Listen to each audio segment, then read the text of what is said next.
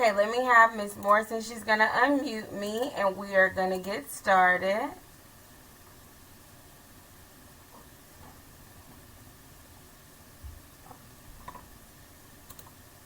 You're already unmuted. Okay, awesome. Okay. All right. Hi, Miss Morrison's class. How's it going? It's actually Miss Randall's class because you're not with me right now. Okay. Well, both Miss Randall, Miss Morrison's class. All right, we are going to get started with our guidance lesson today, and it's called Defense Mechanisms. All right, so I want you to tune in. It is a kind of a heavy lesson, but I really feel like it's going to help you out in how you move forward this year in 4th grade. So the last time we were together, we talked about the reality ride. And we talked about how, we stay on the reality ride because we have goals. And those goals are all about because we want to be successful. We want good things to happen to us. But we talked about those 3 things that get in the way sometimes, which is home, school, and people that we have to deal with on a daily basis. So sometimes it makes it hard to where we end up crashing. But how many of you have been working hard to stay on the harder but worth it track? Raise your hand. Okay. All right, how many of you, let's just be honest and connect with each other. How many of you been on the harder but worth it, but sometimes have taken the easy fast and have crashed? Okay? Thank you for your honesty. I see some people on the back. Thank you. It's important that we're honest because it happens, boys and girls. I do it. Miss Morrison does it. Miss Randall, we all do it. But what we have to remember is that we have to stay on the harder but worth it and not make the same mistakes over and over, because that's going to give us opportunity, freedom, and self-respect. That's what we want. So what we're going to talk about today is specifically how to deal with people and how to deal with situations that we don't like. I mean everything. Because I think one of the biggest challenges in 4th grade is when we have to deal with what people say to us that we don't like, or certain situations that we have to be in that we don't like. Sometimes we do stuff, and we're going to talk about what we do.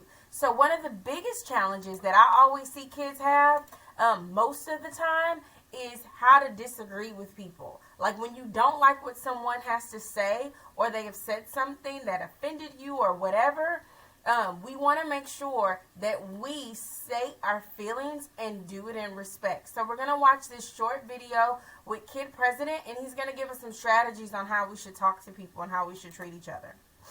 All right. That's right. How do I get it to be to where you can see more of your video and not just such a big version of the kids?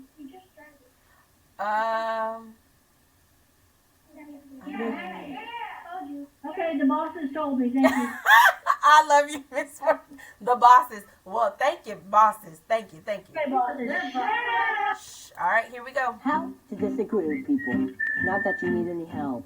There's lots of stuff to disagree on if you're looking for it. Cake versus pie, apples or oranges. This sports team versus this sports team. Which movie star is better? Riding Goose Baby or Charming Tater? I don't know. Some people even argue for trees. You just standing there, huh? Listen, I got an opinion. Who am I to judge, though? Maybe that tree said something about his mama. I'm just saying, some people just get worked up about anything. Even One Direction, they're not all going the same direction anymore. Bye-bye, Zayn. Everyone loved you. You broke everyone's heart. Bye-bye. Some people argue about which animal is better. Cat, dog, elephant, or donkey. Anyway. Okay. You're not always going to agree. Even with the most agreeable person in the world. Just saying. So look, in a world with so many things to disagree on, we gotta learn how to disagree without making everybody feel terrible. Step 1. Treat people like they're people. People. I know, seems pretty simple. But in a heated argument, you can forget that you're talking to a person, a human being, someone who has a heartbeat. Unless you're arguing with a tree, that's a whole other problem. I can't help you there. Step 2. Listen. Before trying to change someone's opinion, take time to listen to them, even if what they say does not make sense. That's the power of treating someone like a person. You gotta hear them out. You got 2 ears and 1 nose for a reason. You gotta listen more than you smell. I'm pretty sure that's not right. Keep listening. Step 3. Pause, breathe, love. When you disagree, you're gonna want to do some crazy stuff, like yell, or write and release a whole entire album outlining that you're right and they're wrong. Don't do it. Instead, you gotta pause, breathe, look. It's okay to disagree. It's not okay to be mean. Don't say it until you can say it with love. There's plenty of legit stuff to be mad at in the world. This life stuff, it's hard. Let's not just spend our time here being mad at each other. You don't have to see eye to eye to work shoulder to shoulder, people. Step 4. Are you stuck in an argument? Distract them. Look, I know we don't see eye to eye, but baby koalas are awesome. But we weren't talking about that. Let's see. Yeah, 3 words. Baby koalas. That's 2 words. All you want to do is disagree. Just enjoy the koala babies, man. Baby koalas bring peace. Step 5. Acceptance. Here's something you gotta accept. Not everybody's the same. And that's a good thing. I mean, imagine the world was just full of Rain Wilsons. Nightmare, right? I'm just kidding, Rain Williams. You're a beautiful and amazing specimen. I'm just saying, we need variety. We need disagreement. We may not like it, but we need each other. We just gotta learn to be more awesome to each other. It's like what Nelson Mandela said. If you want to make peace with your enemy, you have to work with your enemy. And then he becomes your partner. And then there's Gandhi. He said, honest disagreement is often a good sign of progress. I mean, both of them have disagreements with people. Wasn't always easy, but they tried to treat people like your people. We can also look to the words of somebody else. The amazing Pokemon, Meow. We do have a lot in common. The same air, the same earth, the same sky. Maybe if we start looking at what's the same, instead of always looking at what's different, well, who knows? Yeah, that's from the Pokemon movie. So it has to be true. And it is true, you know it is. Grown-ups, we kids have been watching. We've been learning how to disagree with people by watching it. We've seen some healthy disagreements, and also lots of, recent disagreements. Nobody wins when all we want to do is win. We got a whole world to make more awesome. No time to be yelling back and forth to each other. Maybe we should stop, breathe, love. It's okay. It's gonna be okay. We can disagree, but we can't let it make us forget. Step 6. Dance.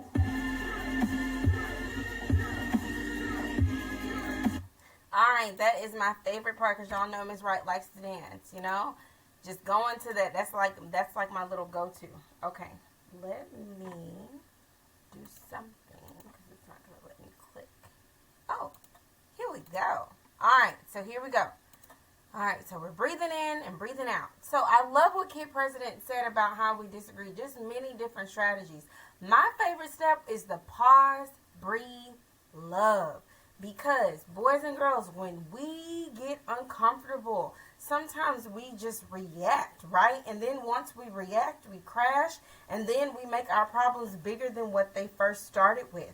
So we're going to talk about that today when we look at defense mechanisms. Everyone say defense mechanisms.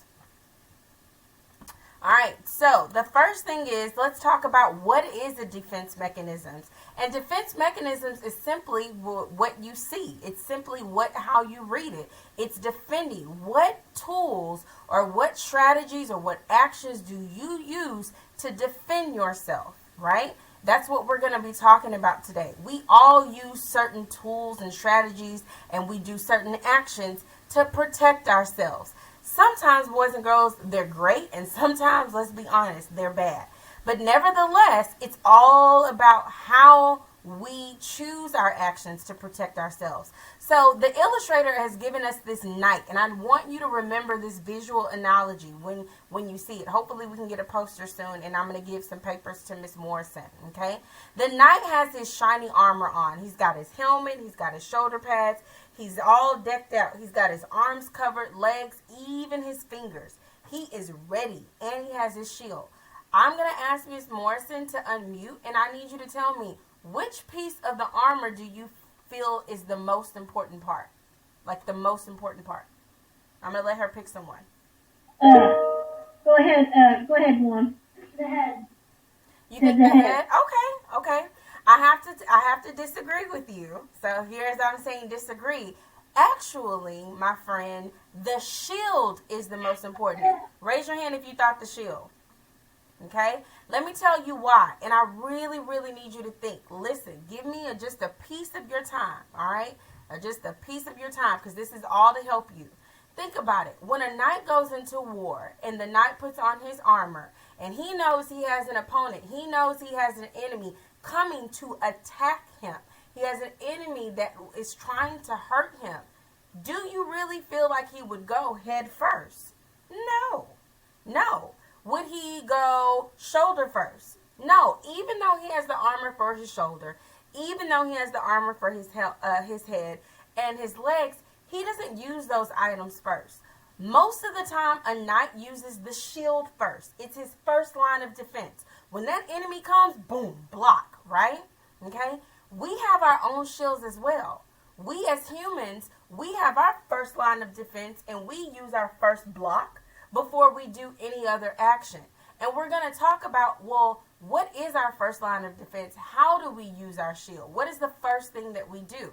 So I want you to reflect for about 15 seconds. Before we identify if we're using our first line of defense in a positive way or negative way, you got to understand, how do you respond or how do you act when you're disrespected? When somebody disrespects you or yells at you, how do you respond?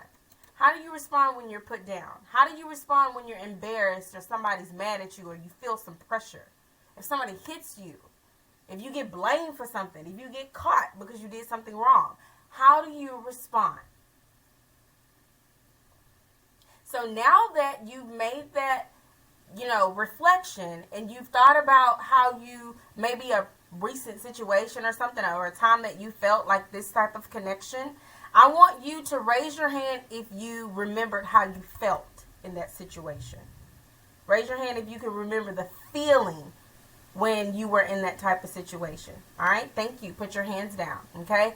It's really important because, like I told the other class when I had Ms. Randall yesterday, think about these situations. None of these create a happy feeling, right? Most of these, boys and girls, have a negative feeling attached to it. It's just like math, right?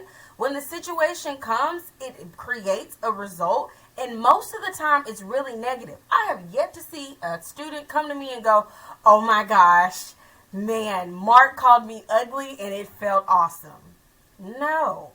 I have never came across, I love it when my parents yell at me. It is just, oh my goodness, it's so amazing.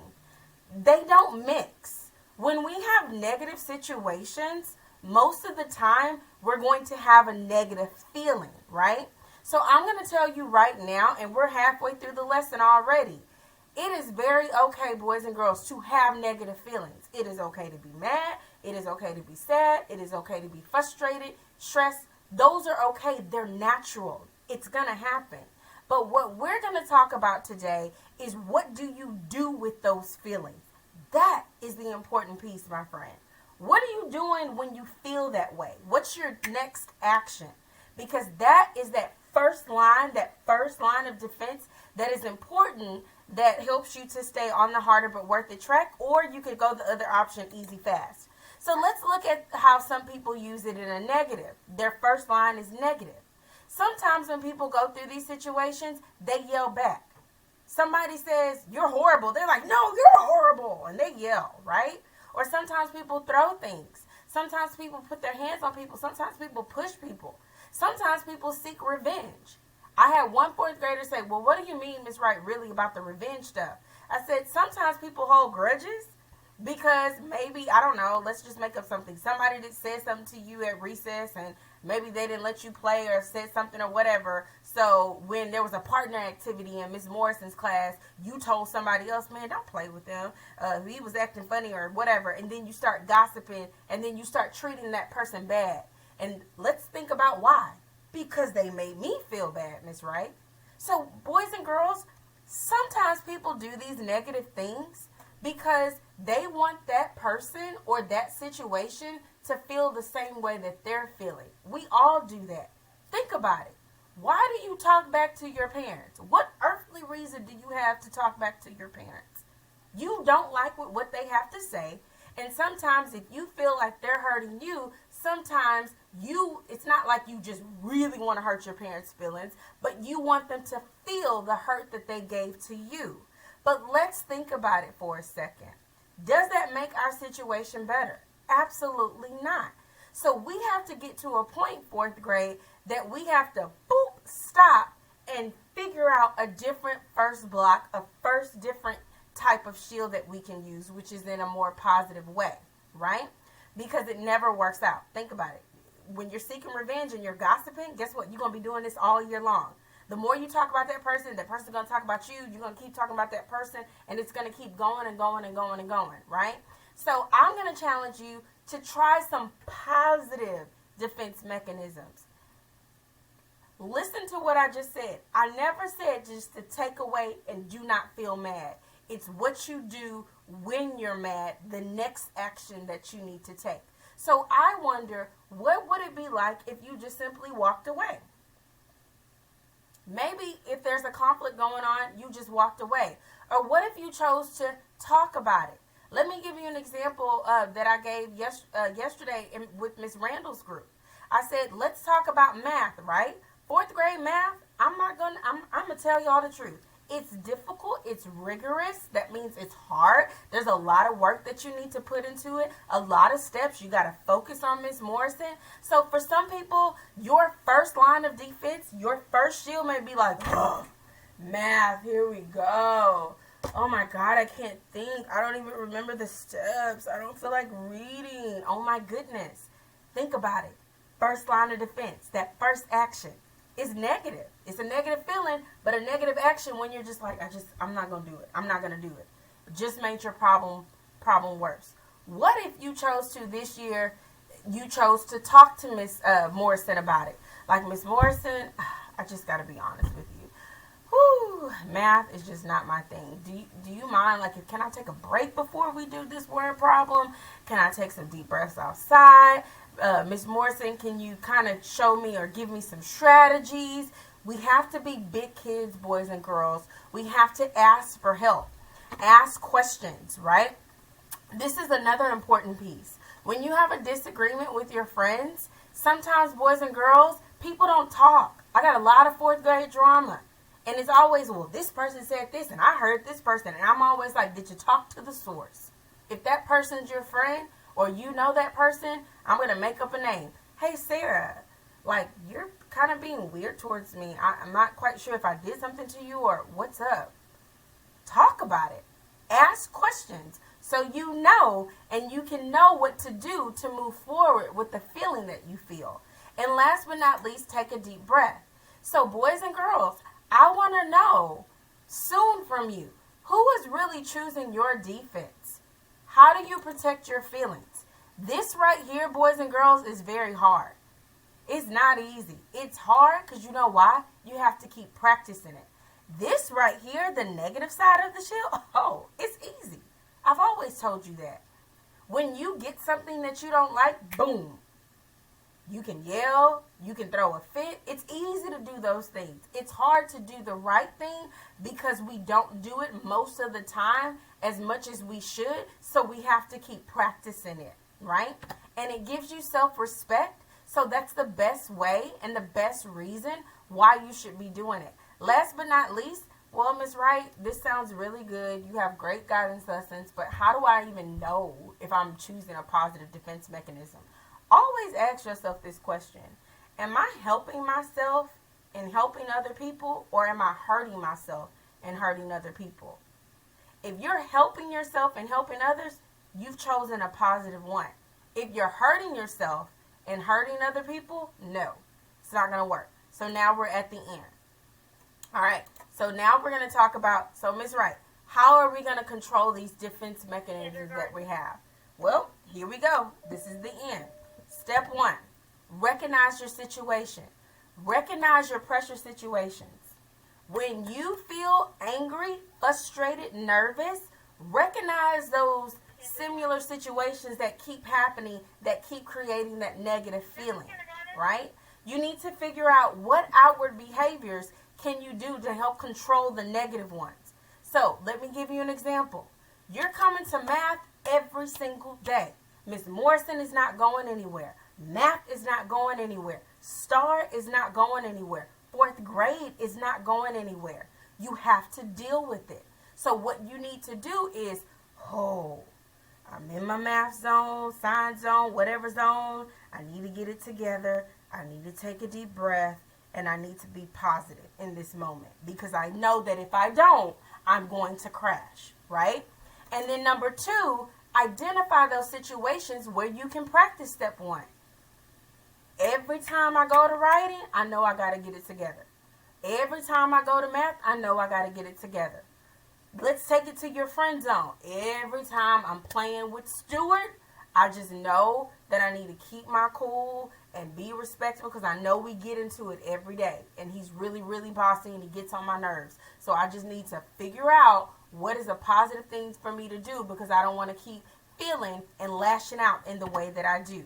Number 3, this is super important. Don't let other people control how you respond.